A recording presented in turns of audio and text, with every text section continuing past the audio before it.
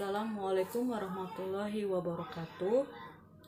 Perkenalkan, saya Irma. Di sini saya akan melakukan pemeriksaan neurologi pada anak. Didapat anamnesanya yaitu pasien berumur 7 tahun dirawat di ruang anak sejak 2 hari yang lalu dengan demam tinggi, suhu 39,5 derajat Celcius, pasien dengan retardasi mental, memiliki riwayat penyakit epilepsi yang telah diberikan terapi paracetamol drip 250 mg, ampicillin 750 mg dalam pemberian 4 kali sehari, diazepam 13 mg bila kejang, dan infus RL 18 tetes per menit.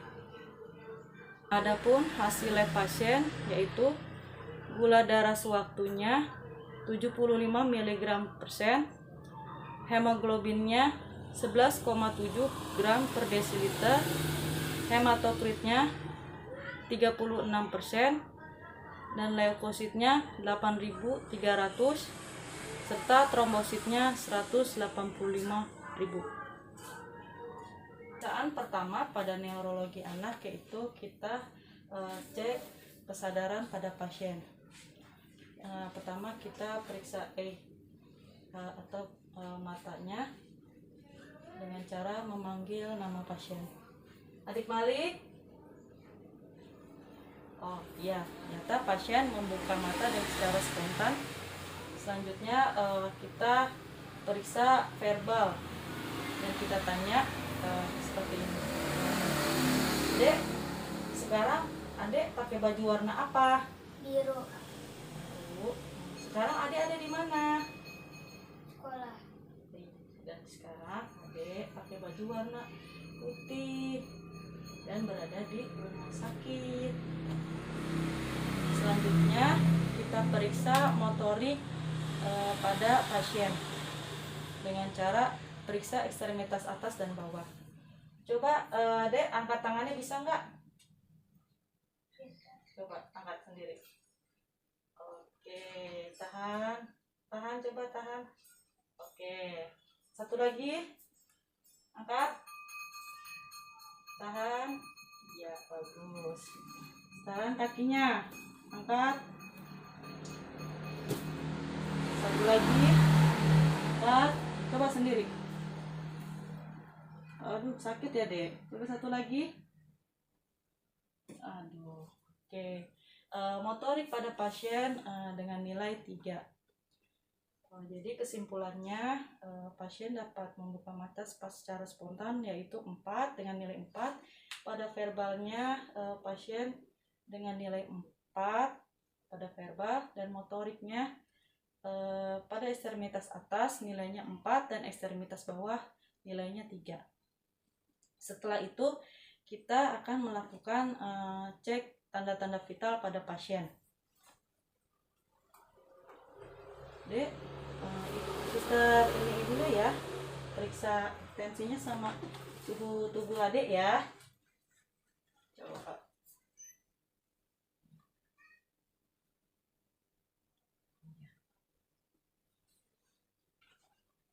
Ya.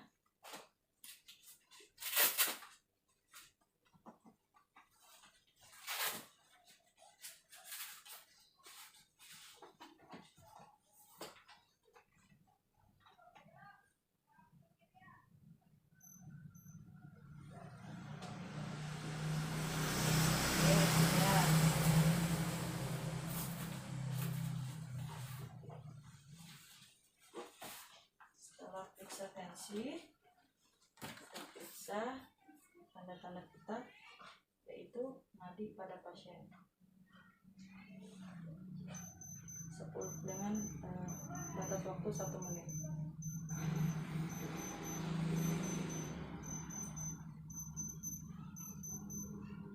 Suhu pasien 39,5 derajat Celcius.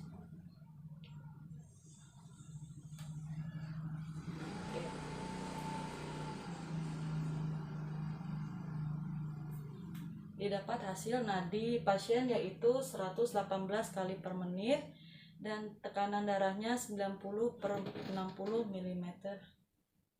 Dan berat badannya yaitu 21 kg, tinggi badannya 153 cm. Setelah dilakukan pemeriksaan tanda-tanda vital, kita akan melakukan pemeriksaan tonus otot pada pasien. Dengan nilai rentang 5 adalah lemah, rentang nilai 4 adalah bergerak dengan lemah terhadap tahanan dari otot pemeriksa. Yang ketiga, bergerak dengan lemah, tidak mampu menahan gaya gravitasi. Yang kedua adalah bergerak dengan tidak mampu menahan gaya gravitasi. Dan yang ke nilai 1 adalah tidak ada kontraksi otot. Di sini kita akan memeriksa kepada pasien. Dek, bisa angkat tangannya enggak? Coba angkat. Angkat, bisa? Coba angkat, bisa nggak yang kuat? Oh, bisa ya. Satu lagi. Angkatnya, coba angkat. Angkat yang kuat. Sakit nggak? Coba kakinya ya, diangkat coba. Bisa angkat nggak? Coba. Nah, saya angkat. Angkat. Oh. Enggak. Sakit ya. Setelah itu, kita nilai tonus otot pada pasien pada ekstremitas atas didapat hasil nilai dengan 4, pada ekstremitas bawah pasien dengan nilai 3 karena tidak mampu melawan gaya gravitasi. Setelah melakukan pemeriksaan pada tonus otot pasien, kita akan melakukan pemeriksaan yang sama mininya pada pasien. Seperti kita akan melakukan tanda Brudzinski 1 pada pasien, yaitu pasien terlentang lalu tekuk lutut pada lutut kaki. Bila pasien merasakan sakit, berarti dikatakan nilai positif. Kita akan periksa pada pasien. Coba bisa tekuk ya. Coba dirinya tiduran sini dulu. Ayo terus. Brudzinski 1 kita akan melakukan fleksi pada lutut. Sakit nggak, Dek? Ya. Coba lehernya suster bantu tekuk ya. Atau bisa nggak angkat ini lehernya? Oh iya bisa. Kita coba lagi. Angkat. Ya, bisa. Didapat hasil pada tanda Brudzinski 1 dan 2 yaitu dengan nilai negatif. Selanjutnya kita akan memeriksa tanda kernik pada pasien, yaitu dengan cara fleksikan kaki ekstremitas bawah. Bila pasien merasakan sakit, didapat hasil positif dan tidak dapat menahan tahanan dari pemeriksa.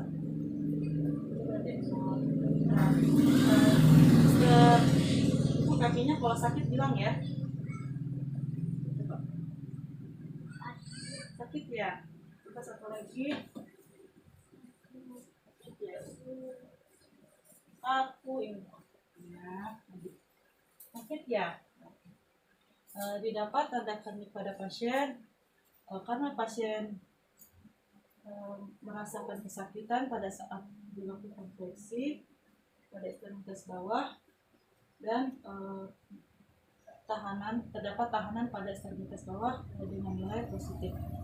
Lalu kita akan melakukan pemeriksaan tanda lasik pada pasien, yaitu dengan cara menekuk buku kaki pasien dengan dalam 60 derajat. Dek, kalau sakit bilang ya.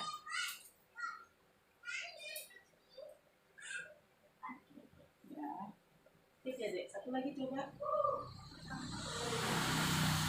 Hasil didapat dari tanda lasik adalah pasien positif, yaitu pasien tidak mampu menekuk dalam 60 derajat dan merasakan sakit ketika ditekuk.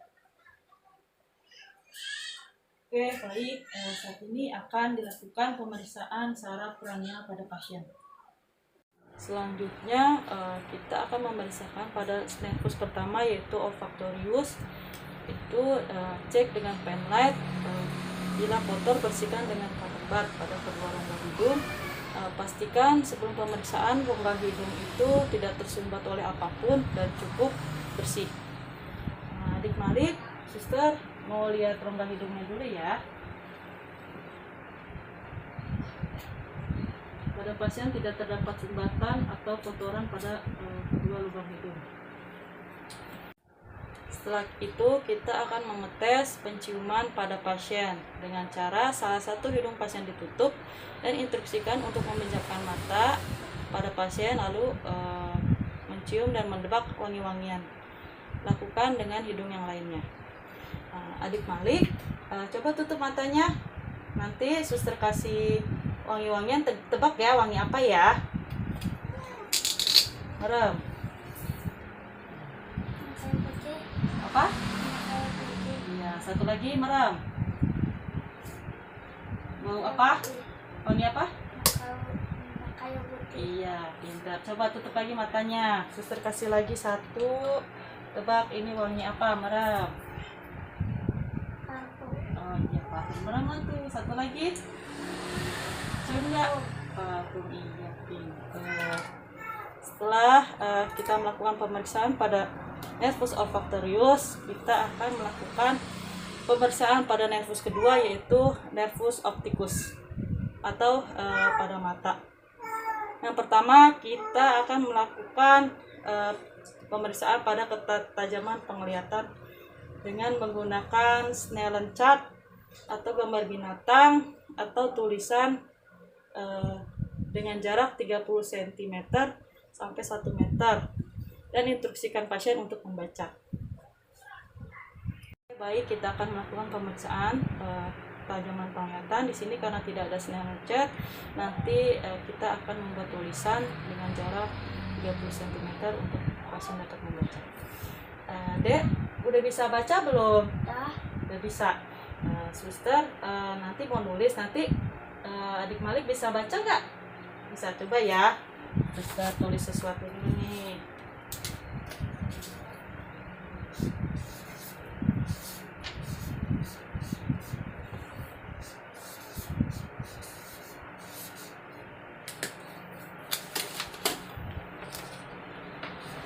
Ini tulisan apa? Bola biru. Apa? Bola biru. Pinter, bola biru. Kelihatan ya kalau di sini? Kelihatan tulisannya? Iya.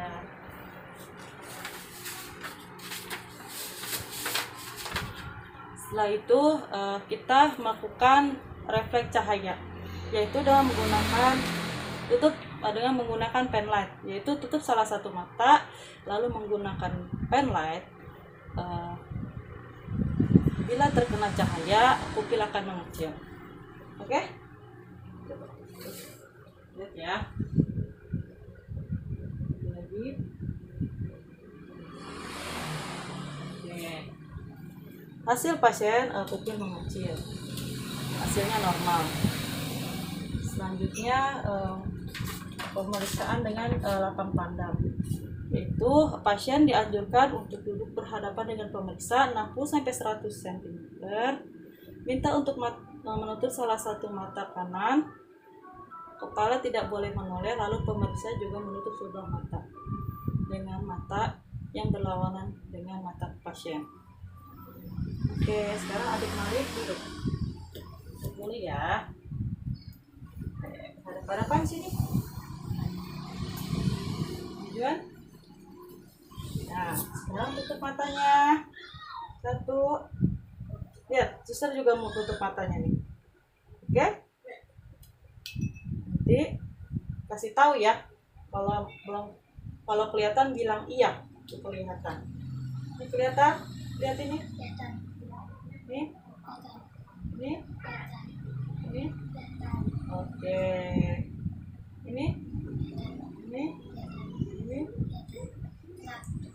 Ini kelihatan? Ini di atas kelihatan ya? Ini? Oke, tutup salah satu matanya lagi. Yuk, kita tes ya. Ini kelihatan? Ini kelihatan? atas, kelihatan nggak? Lihat, lihat. Oke, kelihatan ini. Ini, lihat, kelihatan?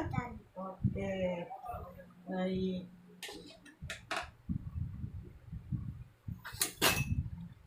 Setelah itu, adik-adik tiduran lagi. Setelah itu kita lakukan pemeriksaan fundoskopi. Karena di sini tidak ada fundoskopi. Biasanya fundoskopi itu menggunakan ophthalmoscope, yaitu mengecek apakah ada titik cahaya pada matanya.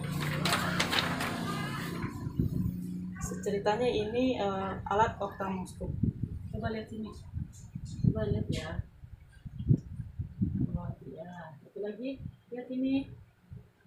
Oke.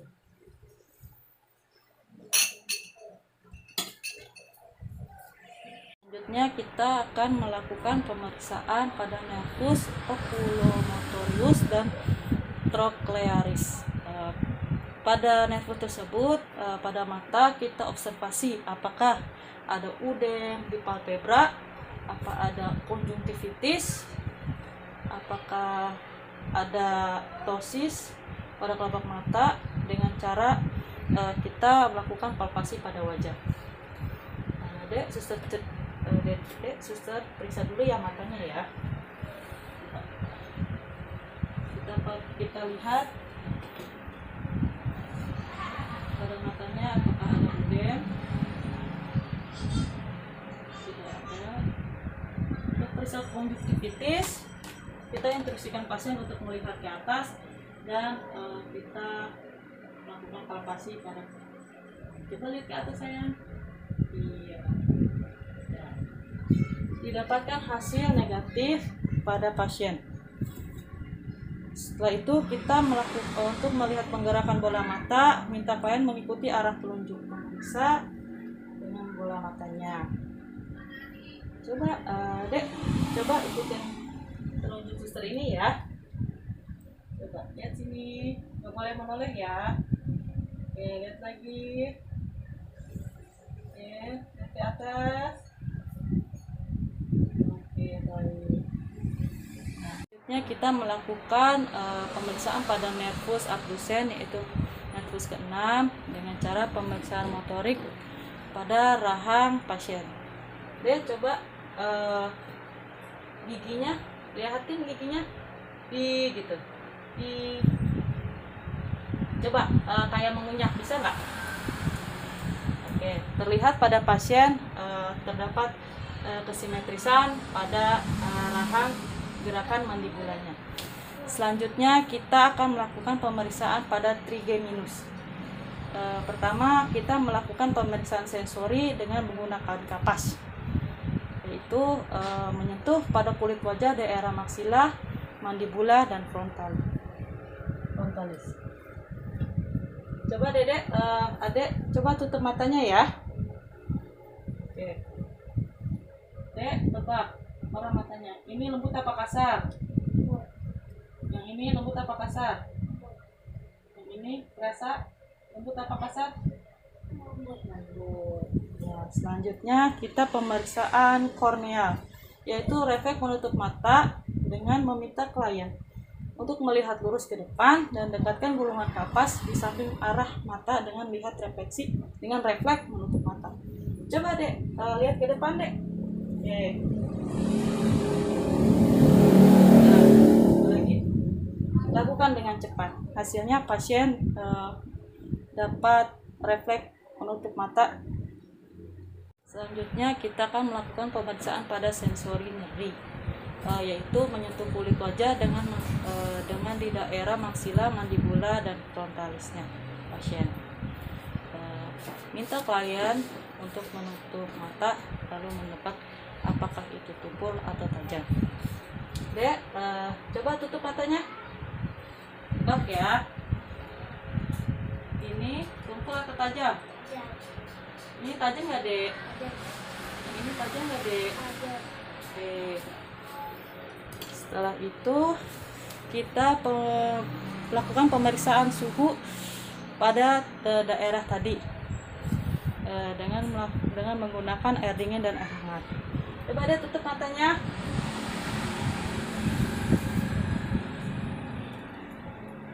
Yang ini dingin atau hangat, Dek? Dingin. Yang ini dingin atau hangat, Dek? Dingin. Yang ini dingin juga ya. Oke.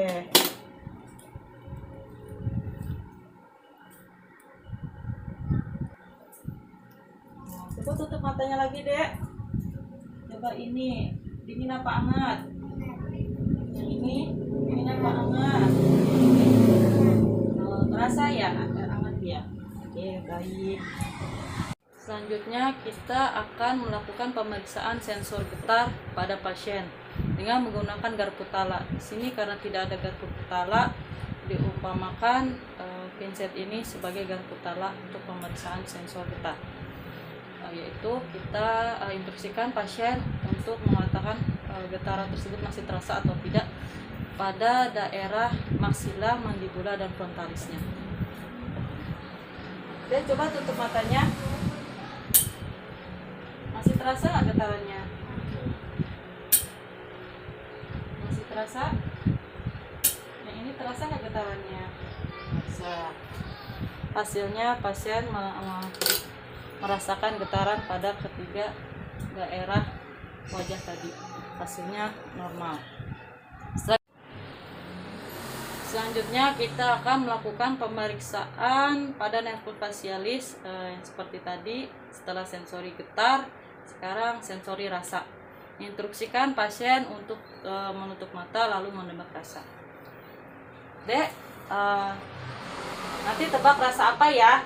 Tapi Adek tutup matanya ya. Coba tutup matanya, Dek. Coba lidahnya keluarin. Ini rasa apa, Dek? Manis. Manis. Ya, betul. Coba tutup lagi matanya. Coba lidahnya keluarin. Rasa apa, Dek? Asin. Iya, pinter. Sekali lagi ya. Coba tutup matanya. Coba ya. Ini rasa apa? Dikit aja. Rasa apa? Pahit. Pahit. Iya, pinter. Hasilnya pasien dapat menebak semua rasa, asin, manis, pahit. Hasilnya normal pada pasien sensor rasanya. Setelah itu kita melakukan pemeriksaan facialis pada pemeriksaan motorik. Kita melihat apakah simetris pada nervus facialisnya di motorik. Coba duduk, Dek. Adek, coba senyum. Coba senyumnya yang mana? Oke, simetris ya pada pasien. Coba Dek, katakan wow gitu. Wow. Wow. Coba kembungkan pipinya. Iya. Coba tiup, kayak tiup lilin bisa? Tiup. Lagi. Oke, baik. Coba kembungkan pipinya. Cuk. Ya. Dia dapatkan hasil nervus facialis pada pemeriksaan motoriknya yaitu normal. Selanjutnya pemeriksaan nervus ke-8 yaitu vestibulocochlear, yaitu pada pendengaran. Pertama kita melakukan pemeriksaan rim, yaitu melakukan flying test. Coba, Dek, tiduran lagi dengan menggunakan garpu tala. Kita bandingkan hantaran udara harus lebih panjang dibandingkan dengan hantaran tulang pada satu telinga pasien. Normalnya 10 detik pada hantaran tulang dan 20 detik pada hantaran udara dengan menggunakan garpu tala 512 Hz di pada belakang telinga. Sekali getarkan garpu tala. Dek, nanti suster kasih ini ya, nanti suster taruh di sini. Nanti kalau nggak kerasa bilang ya. Oke. Nanti suster getar dulu.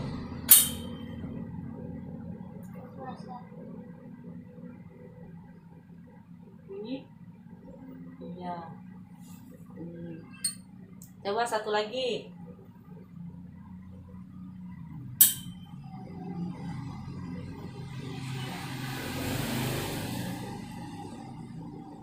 Nggak?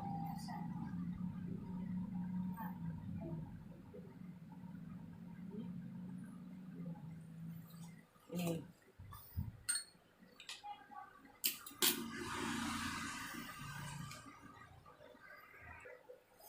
Setelah melakukan pemeriksaan tes rin, selanjutnya kita melakukan pemeriksaan Weber, yaitu dengan menggunakan garpu tala.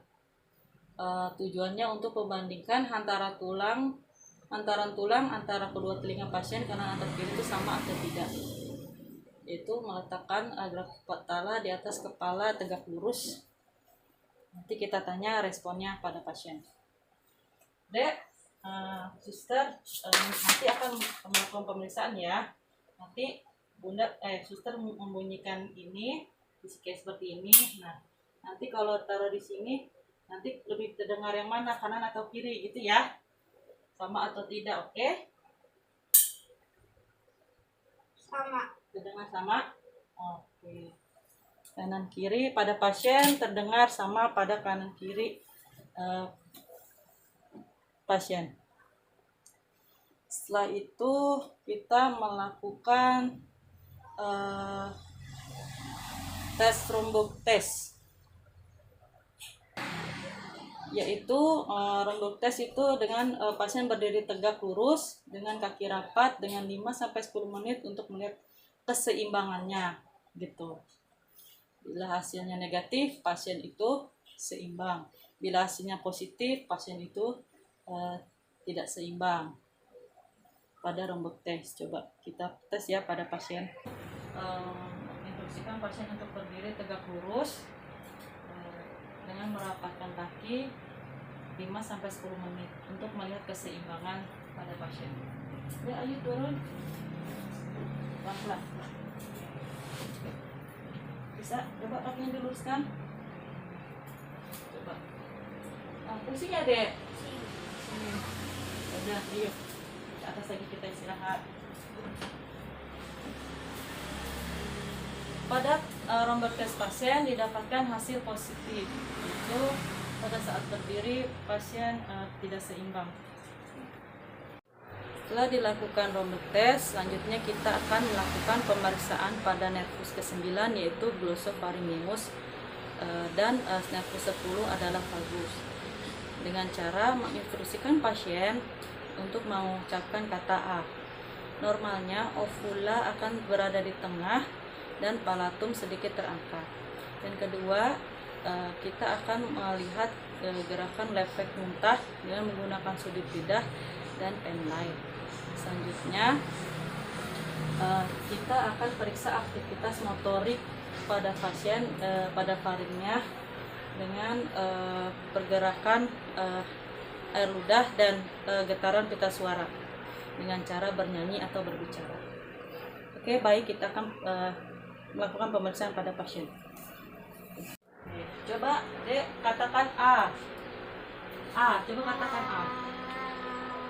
Oke, baik. Hasilnya normal. Ovulanya terletak di tengah dan palatumnya sedikit terangkat. Selanjutnya kita akan memeriksa dengan refleks muntah dengan menggunakan penlight dan sudut lidah. Oke.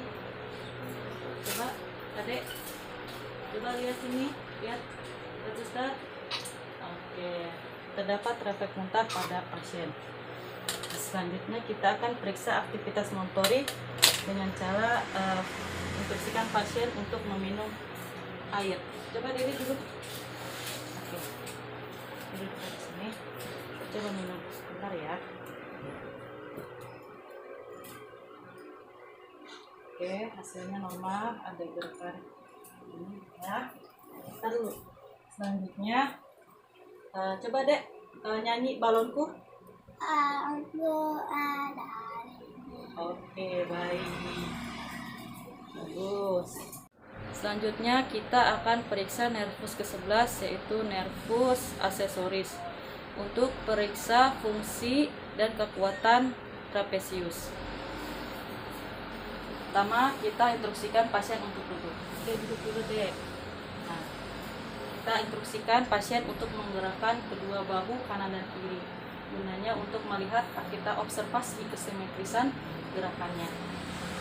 Coba, deh, angkat bahunya, dua-duanya. Bagus. Sekali lagi. Bagus. Nah, setelah itu kita periksa kekuatan otot trapesius, yaitu dengan menahan kedua bahu dengan tangan pemeriksa. Minta pasien untuk tetap mengangkat bahu dengan tangan sekuat-kuatnya ke atas. 1, 2, 3, angkat. Oke, coba. Oke, sekali lagi. Sakit nggak, Dek? Enggak. Oke, baik. Hasilnya pasien mampu dan tidak merasa sakit pada pemeriksaan fungsi dan kekuatan trapesius. Selanjutnya kita akan periksa fungsi otot sternocleidomastoideus mastoideus itu dengan cara meminta pasien untuk menoleh ke kanan dan ke kiri dan meminta pasien untuk mendekatkan telinga ke bahu kanan dan bahu kiri secara bergantian tanpa mengangkat bahu. Oke, Dek, coba lihat sebelah kanan, lihat sebelah kanan. Oke, sebelah kiri nih ya. Coba sebelah kanan, lihat sebelah kanan. Ada yang sakit nggak? Bisa. Oke, sekarang telinganya tempelin ke bahu, tapi bahunya jangan boleh ngangkat. Coba, bisa nggak? Nggak. Coba lagi. Bisa, satu lagi. Oke, bisa. Ternyata klien mampu. Selanjutnya kita periksa kekuatan otot. Itu dengan cara meminta klien untuk menoleh ke satu sisi dan tangan pemeriksa berikan tahanan dengan kekuatan gaya dorong. Coba, Dek, hadap sana, hadap kanan. Coba hadap kiri, terus. Oke, lagi. Noleh. Iya. Karena pasien normal. Selanjutnya kita akan meriksa nervus ke-12 yaitu nervus hypoglossus untuk periksa pergerakan lidah dan kekuatan lidah. Kita akan instruksikan pasien untuk duduk. Coba deh duduk kembali.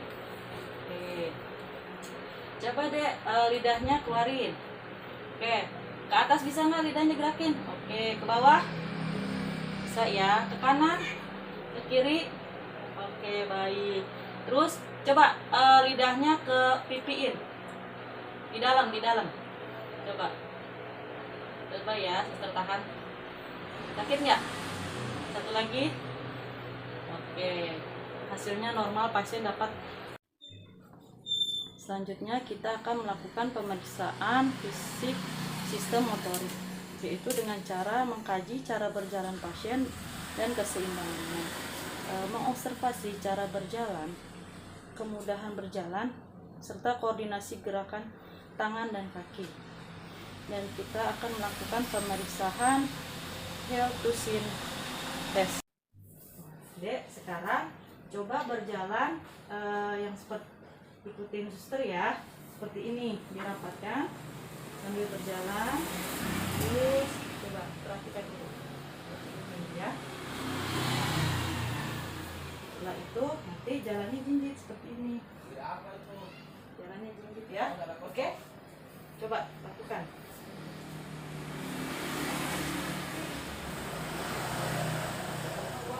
Oh, coba sekarang jalannya jinjit. Coba gimana? Jalannya jinjit. Jinjit coba. Kamu nggak bisa ya? Oke, udah coba. Selanjutnya instruksikan pasien untuk menggesekkan tumit telapak kaki kiri ke tulang tibia tungkai sebelah kanan. Oke. Kita observasi apakah ada kemudahan untuk menggerakkan tumit pada garis lurus itu. Coba Dek, angkat kakinya terus letakkan di sini ya. Kalau adanya bisa ini ditaruh di sini, digesek-gesek ya. Coba 1, 2, 3. Coba bisa sendiri nggak?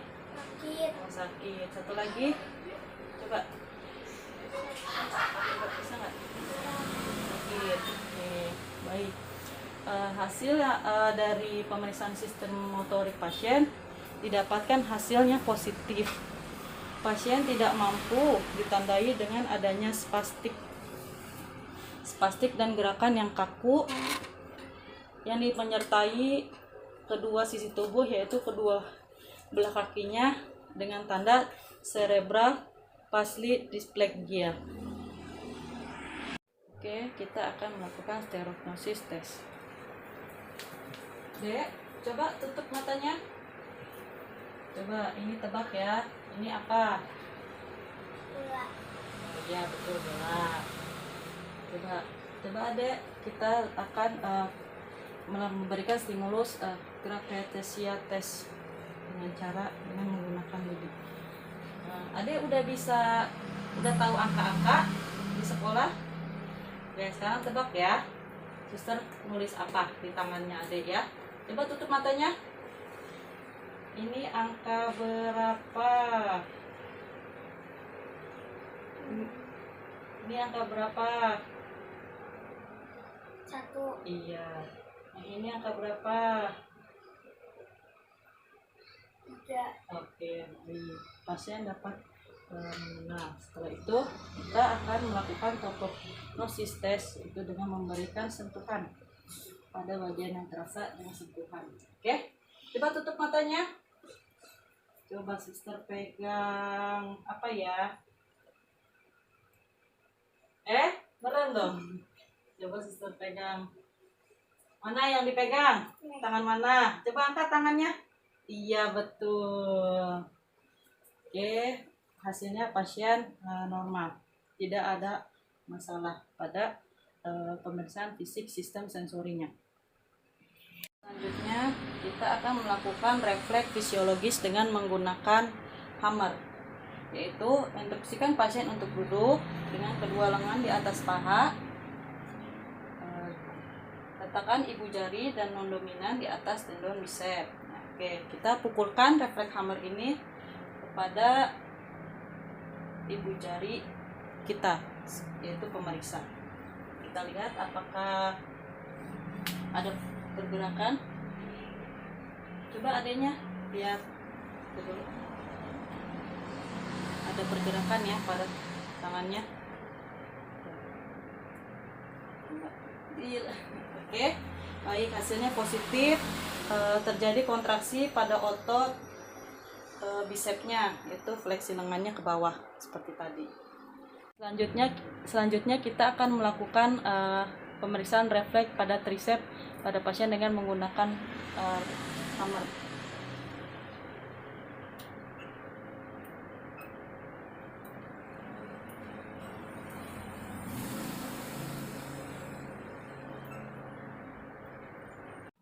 Pemeriksaan refleks brachioradialis.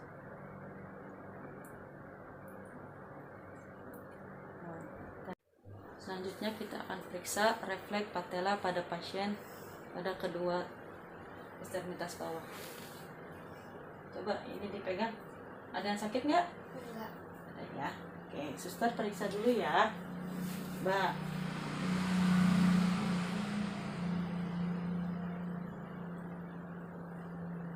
Satu lagi. Oke. Pada refleks patelanya pasien normal. Oke, lanjut kita akan melakukan pemeriksaan refleks plantar dengan menggunakan hammer. Yang digunakan adalah ujung dari hammer tersebut. Kita periksa pada kedua telapak kaki pasien. Dilakukan dari tumit menuju ke luar telapak kaki. Oke. Fleksi ya. Jadi normalnya pasien normal dengan telapak gerakannya, kakinya fleksi dengan jari-jarinya juga. Coba sebelahnya.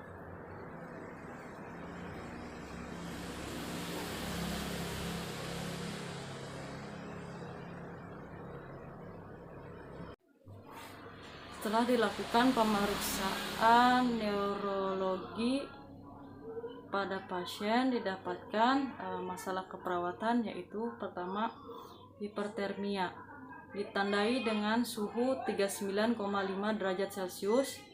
Yang kedua, gangguan perfusi cerebral ditandai dengan GCS yang menurun, yaitu 11.